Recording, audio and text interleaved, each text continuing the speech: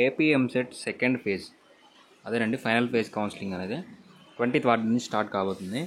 So ఈ final phase కౌన్సిలింగ్లో ఎవరెవరు ఫీ పే చేయాలి, ఎవరెవరు ఫీ పే చేయాల్సిన అవసరం లేదు, రిజిస్ట్రేషన్ ఎవరు చేసుకోవాలి, వెరిఫికేషన్ ఎవరు చేసుకోవాలి, వెబ్ ఆప్షన్స్ ఎవరు వెళ్ళాలని డీటెయిల్స్ చెప్తాను. చాలామంది కన్ఫ్యూజ్ అవుతున్నారు. ఎవరైతే ఫస్ట్ ఫేజ్ కౌన్సిలింగ్లో పార్టిసిపేట్ చేశారో వాళ్ళు మళ్ళీ ఫీ పేమెంట్ రిజిస్ట్రేషన్ చేసుకోవాల్సిన అవసరం లేదు. సర్టిఫికేట్ వెరిఫికేషన్ ఫస్ట్ ఫేజ్లో కంప్లీట్ చేసుకున్న వాళ్ళు మళ్ళీ చేయాల్సిన అవసరం లేదు. డైరెక్ట్గా మనకి 24th నుంచి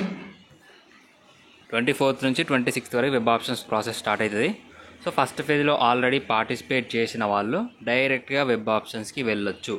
ఏమైనా సర్టిఫికేట్స్లో ప్రాబ్లం ఉంటే, సర్టిఫికేట్కి సంబంధించి ఏమైనా డీటెయిల్స్ మిస్టేక్ ఉంటే వాటిని హెల్ప్లైన్ సెంటర్స్కి వెళ్ళి అప్డేట్ చేసుకోవచ్చు.